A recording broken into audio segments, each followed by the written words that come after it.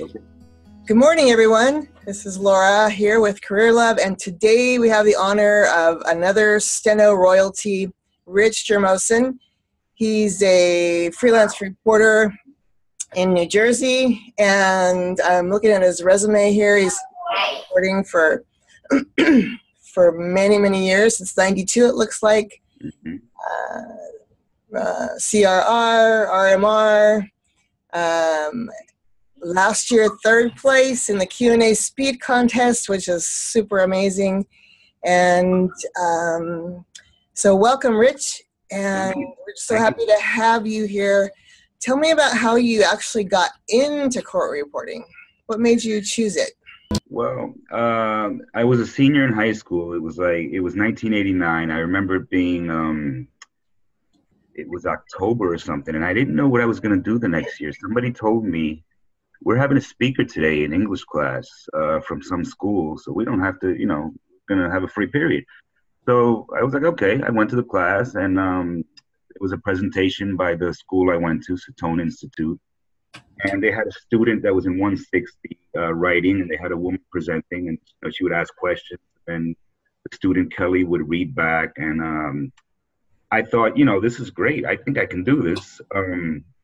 I signed up within a month, so by October, November of my senior year, I was signed up.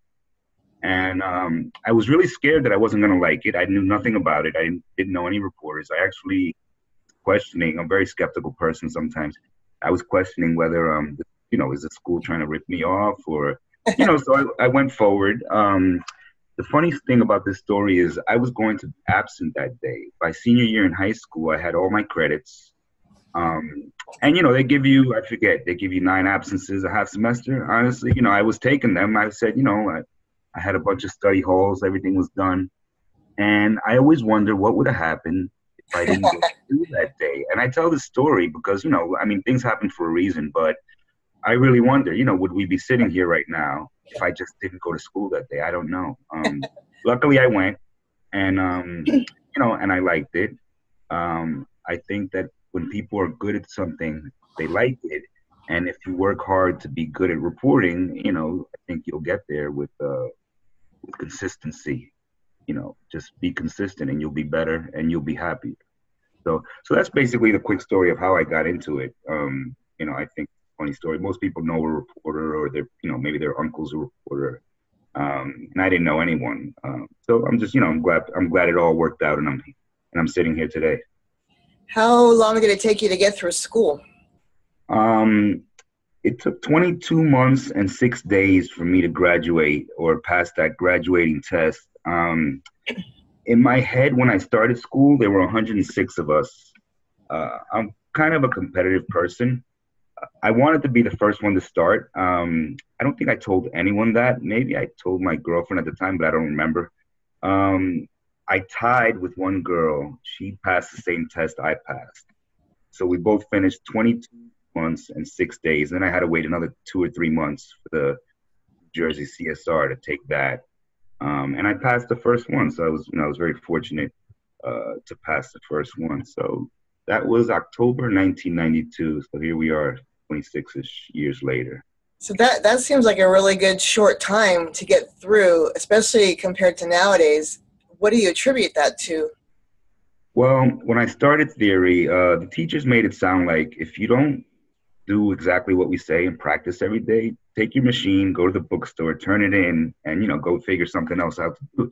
So maybe that's a little extreme, but I took it, I took it to heart. And they said, do 2 hours of practice on your writer after school.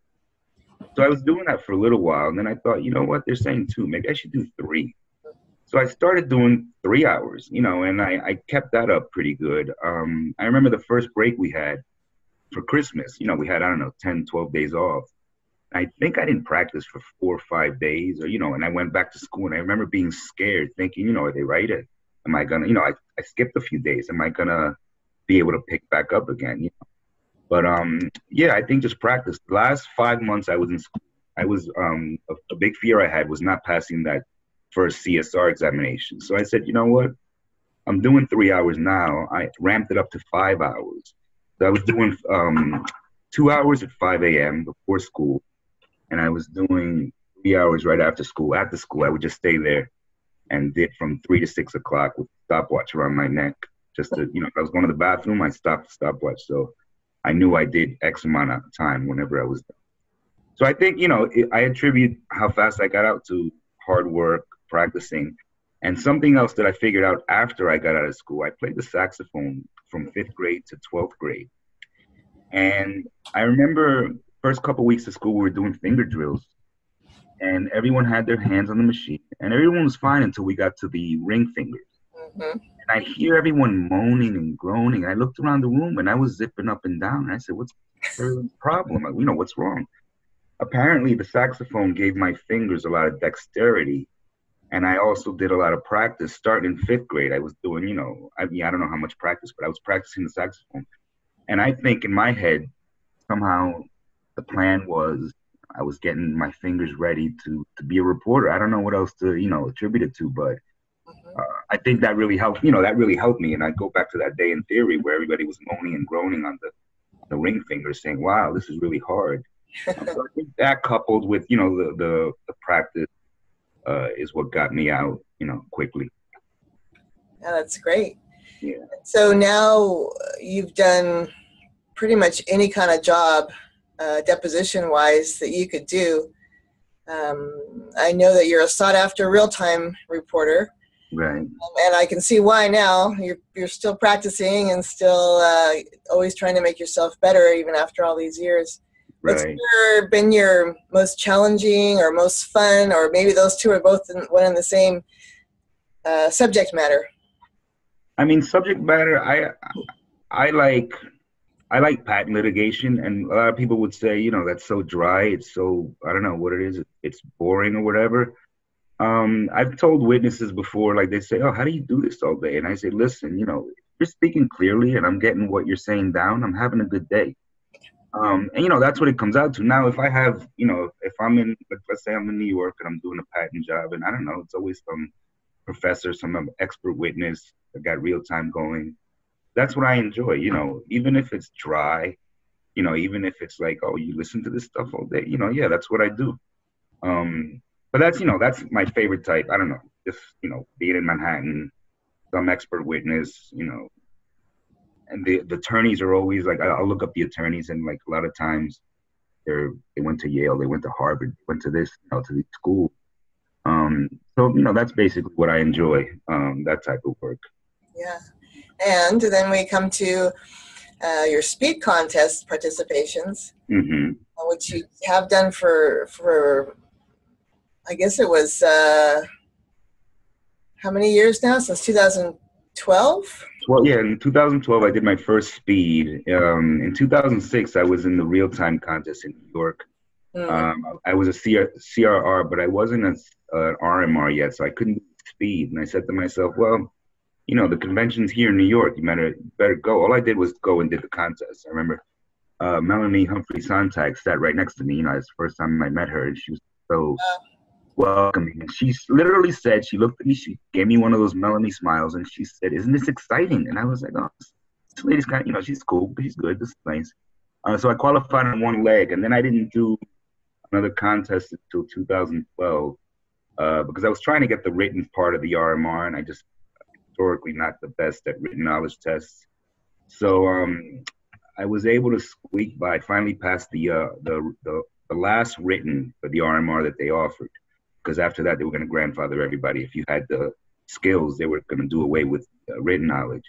So I passed that, and I had my sights set on the speed contest in Philadelphia.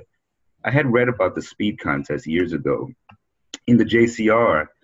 And, the first speed contest, I believe, was in Lake George, New York in 1909, maybe. Yes. And I'm sorry? Oh, I said, yes, it was 1909. Mm-hmm. Yes. So I wanted to be in that room one day. That was like my biggest goal. I said, I just want to be in this room, great reporters from around the country. And it was a thrill. I got there. I was the least nervous that year. I think I got 9th in the Q&A on the speed. I might be off by 1 or 2.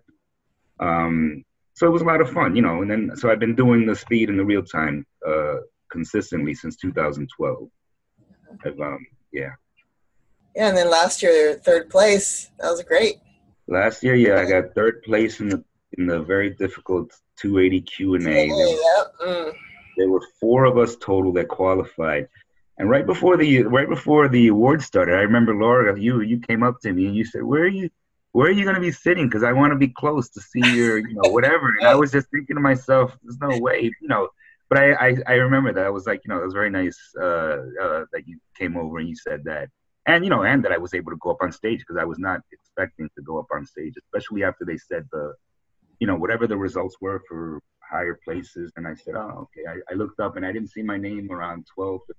And I said, all right, Rich, you didn't get it. You didn't get anything this year. It's fine. And then when they said my name, I think my head shook twice in disbelief. And, I went up there sort of an out-of-body experience almost that I couldn't believe, I was able to squeak by with 66 errors for third place. But I got it and it counted, so that was amazing. And I saw it. So that's why I wanted to be near you. I wanted to see you up there. So I see you in first place. So oh, thank you. Be there. I'm gonna have to be near you every time because you're gonna be walking up that stage. I'm trying.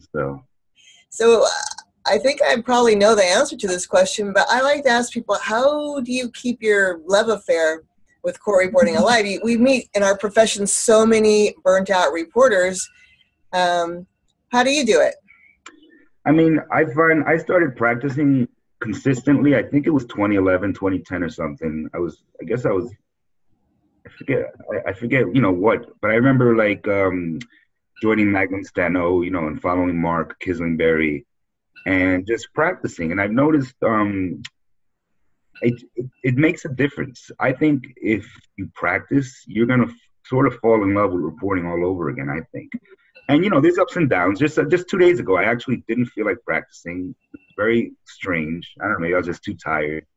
And I just took a step aside and I said, okay, Rich, get it done. So, I did it. Usually I don't like to feel like forced to practice. So after every 100 days, I like to take at least 3 to 4 days off that include a weekend. Mm-hmm. Sometimes a week, sometimes even a week, and then I'll jump back in.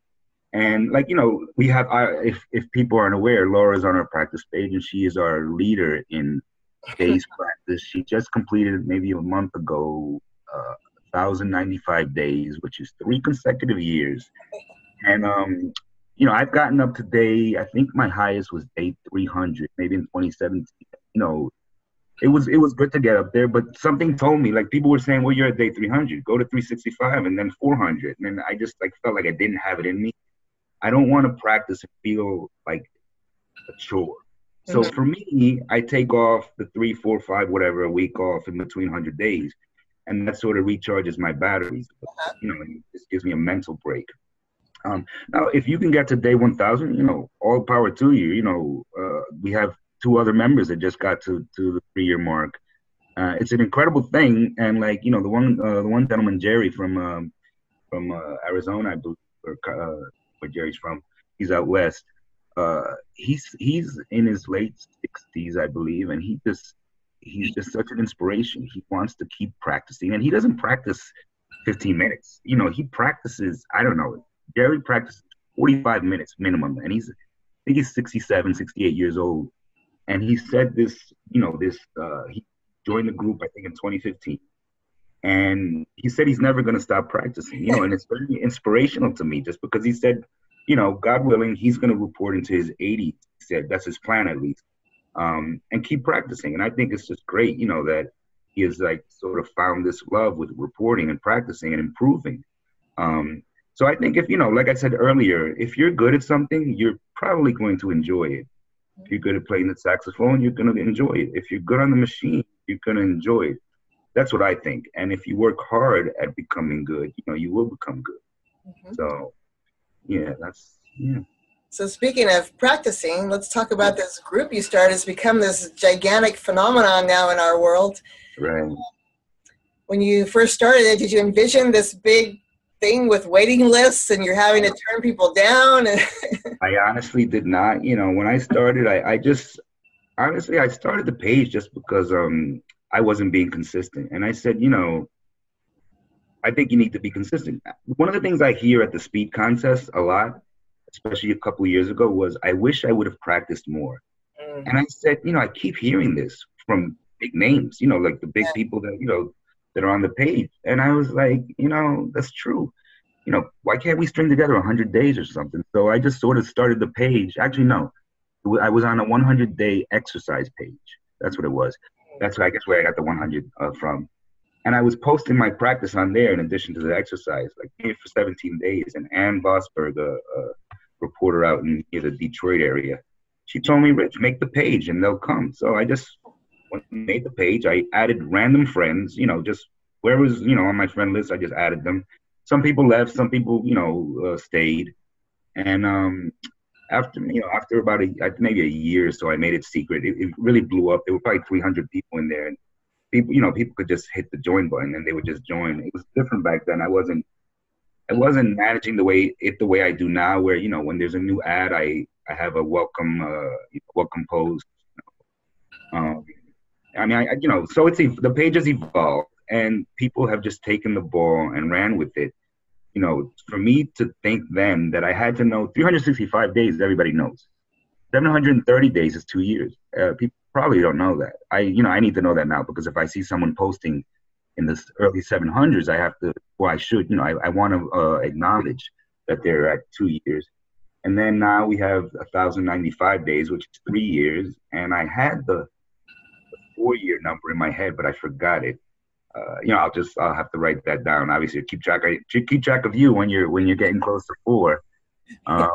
So it's really taken off, and people I find that people say, "Oh, I stopped practicing 2 weeks," and I really, I've noticed a difference. Mm-hmm. And, I think that's amazing. Lately, I ramped up my practice from 15 minutes to 30 this last round, just because 15 is very good if you can swing it. 30 is obviously better, and I've noticed a difference. I'm on day 70. I'm in the 70s or something. I forget. I got to check my log.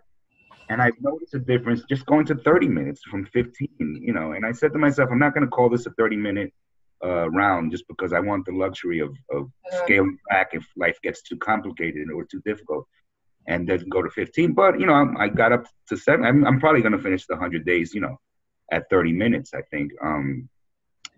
And I've noticed a difference. I just think practice works. And people that come on the page, they say, wow, who knew? And, it's like, well, you know what I mean? I mean, at one point we all figured it out, practice. But the newbies, they say that over and over. Who knew? I'm actually noticing improvement. So, yeah. So, and you're going to participate in this year's competitions. I will. Yeah, God willing, everything works out. I'll be there. I already have my flight. I'm one of those crazy people that likes to book their flight early, just, to be relaxed and know that I have my ticket. Yeah, I'm looking forward to it. Mm-hmm. Good. So just in these last couple of minutes, what advice would you give to any students who might be listening? How students, there's such a big dropout rate and people give up. What did you tell them? I would tell them, be consistent, practice. I mean, I tell students this, and I'm serious, practice as if your life depends on it. It sort of does. They say 1 out of every 100 of us makes it. That's not a good number. Are you going to be one of the 100 that make it? I don't know. Do you have the fire? It's going to take work. If you are a newer student, try to keep your hands low. I told a couple students this last year at the convention. One of them messaged me and said, that was really great advice, saying to keep your hands down. When I was in theory class, the teacher said, keep your hands down. And the way they would dictate it, they would say, he had, let's say. She's going to dictate more, but she says he had. And when she stops, she wants your fingers down on he had until she says the next word. And this really stayed in my head.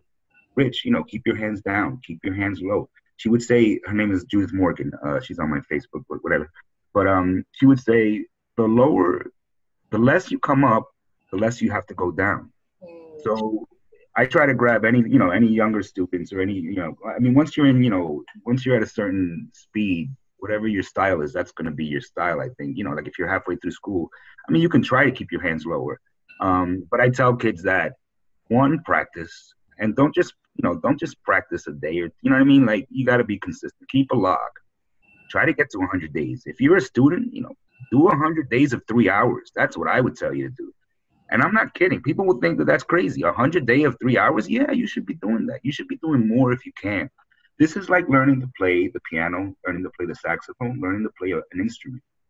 What do musicians do? What do professional musicians do? They practice for 5 hours a day sometimes. There's a funny story I just remembered. There was a 90-year-old gentleman musician. I don't know if he was a cellist, something, and he was 94, and he was practicing, and someone said to him, "Sir, why are you practicing? Basically, you're 94 years old. Why are you still practicing?" And his reply was, "I'm starting to notice some improvement." So he's in his 90s, and he's practicing. Why? He wants to get better.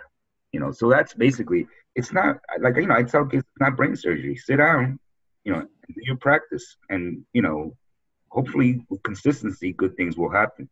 That's what I would tell students. And I tell them this till I'm blue in the face. I just messaged a girl the other day. She said she's going to take the Texas GSR. I said, listen, practice like your life depends on it. And that's basically the best advice I think anyone could have given me. People say sometimes, do you have regrets? Any regrets? I said, maybe one regret I have is not practicing more. I mean, that's, or not, not starting the speed contest earlier, or not trying to get my RMR earlier. But the best time, you can't go back, right? You can only go forward. So start now. If you haven't, start now and keep going forward. A year will go by like that. Next thing you know, it's going to be 2020. And if you've been practicing, you will have improved, in the last year if you've been consistent. Yeah, that's my advice to the kids, or not even the kids, just because they're not all kids. Right. So, yeah. And well, this has been so great to get to know you better for me, because whenever I run into you anywhere, you're surrounded by a big group of people. Yeah. So it's hard to chat, but this has been great, and I really appreciate your coming on. I don't know if there's any questions before we go.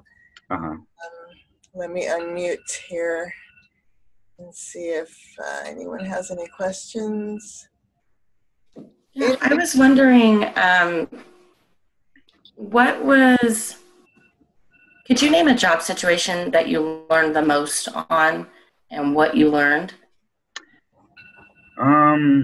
What I learned about being a reporter, you're saying? Being a reporter, about being prepared, gearing it more towards people coming out in the industry fresh, like from school. I mean, no one job is sticking out at me. You sort of learn on a day-by-day basis in the job. You sort of learn when to interrupt. You sort of learn, do I have to speak up now? Do I not have to speak up now? Should I interrupt now? I mean, nothing is sticking, your direct question, nothing is coming at me from a job that I learned. You will surprise yourself. I've taken pretty hard stuff. You will surprise yourself, with what you can accomplish, I think. Just, you're in the hardest job of your life. Guess what? That's not going to be the hardest job. You think it is. There's going to be one that comes along. I still haven't taken the hardest job. I think I have. But, this field is not easy. That's why I say get good. Get really good, because they're just talking faster and faster. And you got to be good to hang on, So I don't know if that answers your question, Angela, but yeah, something. Yep. One more question. Thank you. Which aspect of your career gives you the most satisfaction? I think is when when I'm taking some convoluted, patent litigation, and I really don't understand what they just asked. I heard all the words, I got them all down, and I look up, I see, I see it all perfect, let's say. Maybe not perfect, but almost, maybe there's a comma missing or something. And I'm just impressed with myself, I think that just looking up and, when you see this convoluted question, to them, it makes sense. They went to, they studied all this, they know what they're asking. And I heard it clearly, but, you look up and you see the English translating. That, I love that, that's one thing I love, definitely. How about, I know you probably enjoy this too, is when you're writing and they spurt up really fast and you're just calm and you're not all, you don't start writing real crazy like this. And, Right. and you look over on your speed, words per minute monitor, and it says something like 320, and it's so satisfying when it's like, it's all there and I got it and I wasn't, killing my arms or anything. Right. Definitely. That's a good satisfaction. So. Mm-hmm. So everyone, that was the recorded interview that I do with Rich, but he is actually here to answer questions. So welcome again, Rich. And there is... Thank you, Laura. Can you hear me? Yes, definitely. I can hear you. And there is one question so far in the chat box that says, what do you do to practice specifically? Well, I guess my routine consists of, I'm shoot for 30 minutes. I'm on day 99 today, actually, of my 12th round. I usually start with, I have a focus list that anytime something trips me up, a word that I know I'm having trouble with, I try to put it in this list, and the list grows very rapidly. But I've been setting a timer, and I do 6 minutes of that. I just write the words one by one, and then I mark the spot where I left off, and I'll say, tomorrow I'll continue either up or down or what have you. So I start with that, and then I do, I don't know if you guys are familiar with focused fives practice, invented by Anira Nirenberger, I believe, where you make a recording of the 5 things you're working on. And you do this list. The way she says to do it is you do it 3 times a day for 7 days, and then you make another list, another recording with 5s. I found that I don't get to do it 3 times a day, so I've changed that recently, and I'm doing 5s now once a day for 30 days, and then I'm changing it. So I just started that in the last month. So that's the second thing I do when I practice usually. Then we have started doing a very difficult lit.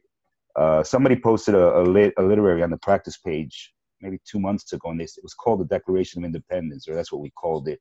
It wasn't the Declaration of Independence, but it was about the Declaration of Independence. And Dineen said, wow, this is really difficult. I can't get it. And I said, you know what? Let's do it for 30 days. Let's do it once a day, and then, report back and see how we're doing on it. And so we did that, and then we moved on to another one called Everline, the 2001 literary, speed contest literary. And we've been doing that. So that's my, like my third thing.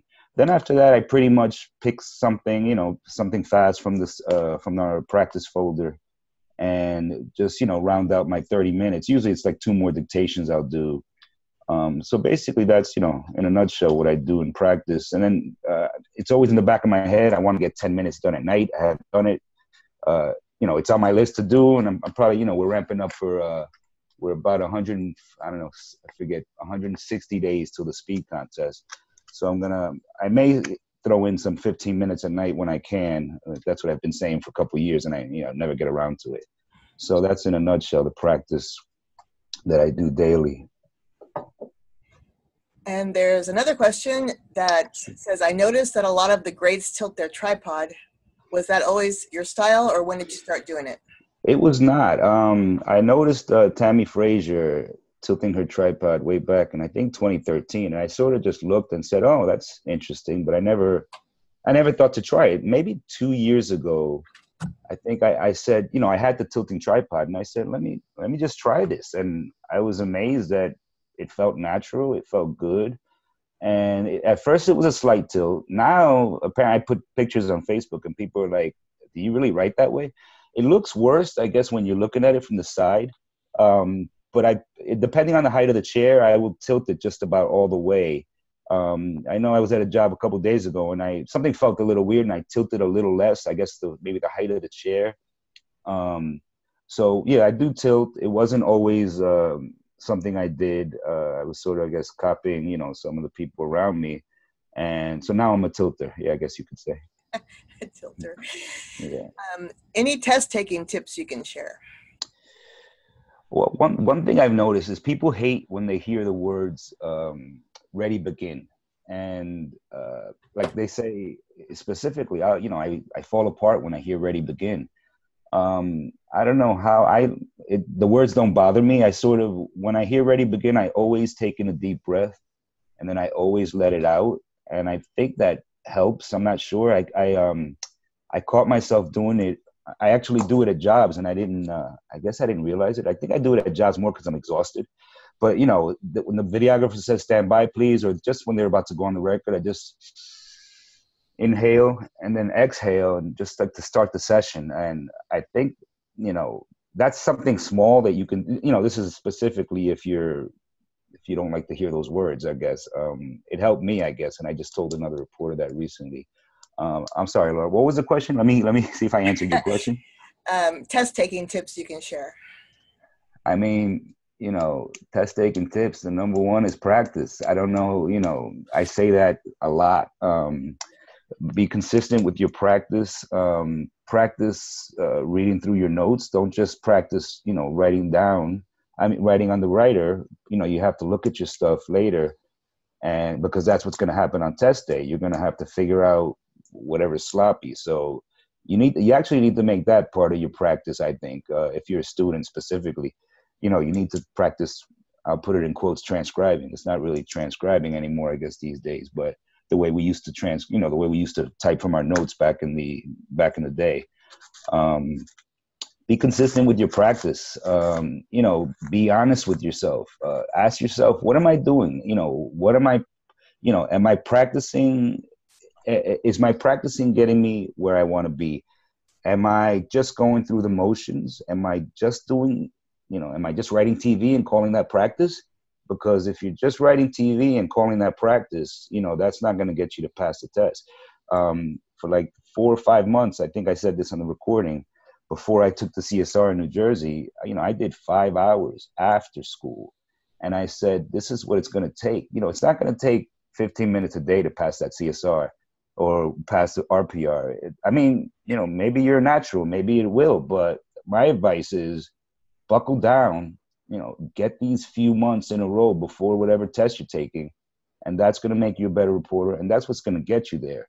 And, you know, you have to keep improving in this field. It doesn't stop with the RPR. It doesn't stop with the RMR, or at least it shouldn't stop, because we become very complacent, and we have to keep trying to improve every day. Do you practice vocabulary or just learn as you go? Well, I get, I think 3, 4, or 5 words of the day emailed to me. And that's probably been, I don't know, over 5 years. So every day they start to pile up, and I look at them every day as, you know, and I don't even count this as practice, but I just go to clean up my email and I say, oh, there's a word. And maybe I write the word and it translates, and I look in my dictionary and, oh, it's from 2015. I don't remember the word, but I wrote it. I guess it was probably a word of the day back then. And that's a real good feeling when I'm not familiar with this word, or so I think I'm not familiar. I write it and boom, it translates. And then I always check, I like to check my dictionary to see, when was this, have I written this before? And then usually I'll see I defined it one day, whenever, in 2013. So I would suggest doing a Google search, word of the days, and signing up for as many of those as you can. We also have a dictionary page on Facebook called Is This in Your Dicks that I started a few years ago, that people will post words that come up. Let's say something came up on the record. It doesn't even have to be on the record. It's just a word that you see that's a strange word or whatever, or just not even a strange word, a word that you don't have in your dictionary. So then people will post that word. So a lot of times I'm on my phone on Facebook on the dictionary page, or I just happen to see it, and I'll take screenshots because I'm not in front of my machine. I might have 15 screenshots of different words that I want to make sure are in my dictionary. So I guess in that aspect, I do practice vocabulary, that way. And then back to the test taking tips. The person who asked, I'm not sure she's a student, but how about any tips for when you're taking those tests at school? They have tests every week, I think, some of them. Right. I mean, off the top of my head, other than practice, take a deep breath. If you've put in your practice and you're ready, and you've been true to yourself with your practice. And I say that because I only say that because I see a lot of people on the practice page for days and days, they'll do TV, and that's fine. You're still moving your fingers. But, then I posted the other day, about 2 days ago, be mindful of your practice. What are you practicing? It takes a lot of practice to get to that point. So, you know, by the time you're sitting in that chair and they say ready, begin, you know, if you've prepared, hopefully, you know, maybe you won't get it the first time because of nerves. You know, hopefully you'll get it the third time because of nerves. But another thing is if you're taking a test for 225, you should be practicing at 250 or, you know, even 275, so that when you get that test at 225, it doesn't sound like your top speed. You know, some people just, I imagine, just practice, oh, I'm taking the RPR, so I'm going to practice 225. Well, that's fine and everything, but that should be your slowdown, because, you know, you have to compensate for nerves. So, you know, your goal should be, I should be writing 250, even if it's familiar material. You know, you should be writing faster, just because the test is at 225. So, but yeah, you know, another quick thing is, if you're a working reporter, please show up on time. You know, it's just, I don't know. I like to, people say, why do you get here 2 hours early? Sometimes I get there 2 hours early, but I like, you know, and I can set up in 13, 14 minutes, even with 3 iPads, you know, opening them. But, you know, yesterday it was early. It was 7:45. It was for 9. And, you know, I'm set up. I'm having my coffee. I'm relaxed. You know, maybe I can get some work done. There are reporters that show up, you know, even 15 minutes before the job is to me is not enough. Now that's just me. You know, I'm like a nervous reporter. If I'm not there that early, I'm not comfortable, or whatever you want to call it. And another thing is, things can go wrong if you don't show up on time. Maybe a month ago, I forget I had to change my microphone 2 times in my setup. And I'm doing that when nobody's in the room. Now, if the attorneys are in the room with me, there's an added sense of, you know, I get more nervous just because they're there, and, you know, I'm not ready to go yet or what have you. I like to be totally set up before anybody walks in. And that's me. But that's just a little tip about, you know, just show up don't plan to be there half hour early, because what if you hit traffic? What if the train breaks down? What if, you know, a lot of things. Now you're walking in at 9:05. As opposed to, you know, 8 o'clock for 9 o'clock, let's say. It's funny that you say that, because in a couple of hours I'm doing a webinar entitled Everything Depots. Okay. And I say that exact same thing. Get there at least an hour early. at the minimum, right. So, and then there's another question: which job has left the biggest impression on you? I know you talked a little bit about that in the recorder interview. Anything else in mind? Well, the first job that sticks out to me the most was, I think I had been a reporter a year, maybe a year and a half. And this was like, I remember it being 1994. They sent me on a Saturday job, and it was a fisheries symposium. It was just, you know, I go in, and it was down at the Jersey Shore near the water. And they're just speaker after speaker after speaker talking about, you know, I'm not a big fish guy. And this is before I had audio, and it was just like the hardest thing I'd ever taken. At the break, I went to call my wife, and I had to use a payphone because it was 1994. I guess I didn't have a cell phone yet. And What's a payphone, Rich? What's a payphone? Okay, right, exactly. But that's how long ago it was that I know, you know, I didn't have a phone with me, or a cell phone. And I remember saying to her, if I can get out of here right now and not take a penny, I would run. I would run so fast. But, you know, you get through it somehow. You somehow get through it. You look up the words. You put the transcript together. I wish I could really go back and look at that transcript. It'd probably be a little embarrassing because it was very, very difficult. And, you know, no Google at the time. But you somehow piece it together and you learn from it. For some reason, that one always stands out. If I ever hear someone say, can you go take a symposium? Personally, me, I think I would run. I would run the other way. I'd say, you know what, I'm good. Even though you can get it done, I just, you know, these public hearings. The public hearings from when I was a younger reporter, I did a lot of Department of Environmental Protection Agency hearings, and a lot of grand jury at the time, and Office of Administrative Law. I don't do that stuff today, but, you know, it was very good experience. And I think everybody should do stuff like that, because you just learn a lot. You know, different terminology that you do not hear in depositions, you know, just regular dry depositions. So that one fishery symposium stands out to me for whatever reason, just because it seemed like such an impossible task at the time. But we got it done. All right. Anybody? One last question. Anybody have one last question for Rich? Take advantage of this great knowledge and experience you got here, and motivation. Boy, I'm motivated. In fact, I just sat here and wrote your whole interview. Anybody is that else? right? Anybody else write his interview while you were listening? So good. Well, thank you so much for the first interview, taking the time, and for popping on here and answering questions live. I really appreciate it. I know that everybody here appreciate it, and everybody who's going to listen to the replay is going to get a lot out of it. And hopefully we'll see some of these people in a year or so at the speed contest. Definitely, definitely. All right. Well, everybody have a great day, and steno forth. All right, Laura. Thanks so much for having me. All right. Bye-bye. Bye-bye.